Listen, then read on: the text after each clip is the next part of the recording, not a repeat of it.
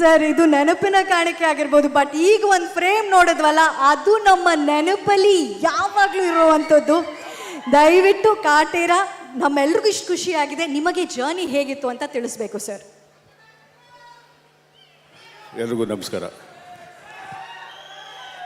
ಈ ಕಾಟೇರ ಚಿತ್ರದ ಒಬ್ಬ ತುಂಬ ಮುಖ್ಯವಾದ ಒಬ್ಬ ವ್ಯಕ್ತಿನ ಇಲ್ಲಿ ಕರೆಸ್ಕೋಬೇಕು ನಾನು. ತರುಣ್,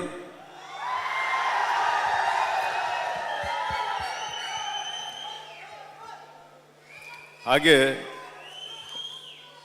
ಚಿತ್ರಕ್ಕೆ ಒಂದು ಸಂಗೀತ ಅನ್ನೋದು ತುಂಬ ಮುಖ್ಯ. ಆ ಸಂಗೀತನ ಎಷ್ಟು ಅಚ್ಚುಕಟ್ಟಾಗಿ ನಿಮಗೆ ರಂಜಿಸಬೇಕು ಅಷ್ಟು ಚೆನ್ನಾಗಿ ಮೂಡಿ ಬಂದಿದೆ. ಅದಕ್ಕೆ ಹರಿಕೃಷ್ಣ ಅವರು ಬರಬೇಕು.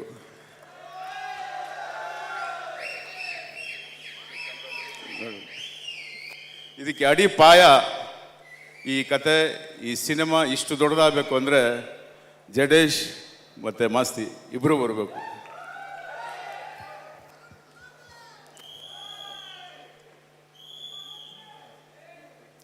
ಸುಧಾಕರ್ ಅಷ್ಟು ಅಚ್ಚುಕಟ್ಟಾಗಿ ನಿಮ್ಮನ್ನೆಲ್ಲ ಆ ಫೋಟೋಗ್ರಫಿನ ಅಷ್ಟು ಚೆನ್ನಾಗಿ ಮಾಡಿದ್ದಾರೆ, ಅವರಾಗ್ಬೋದು.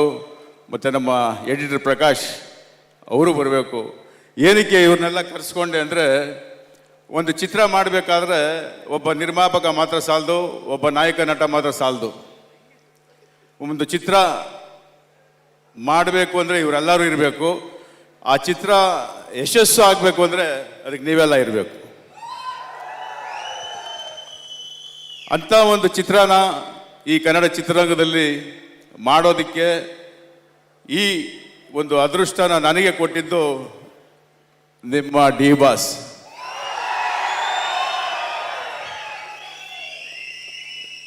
ನಾವು ಏನೋ ಪ್ಲ್ಯಾನ್ ಮಾಡಿದ್ವಿ, ಏನೋ ಆಯ್ತದು.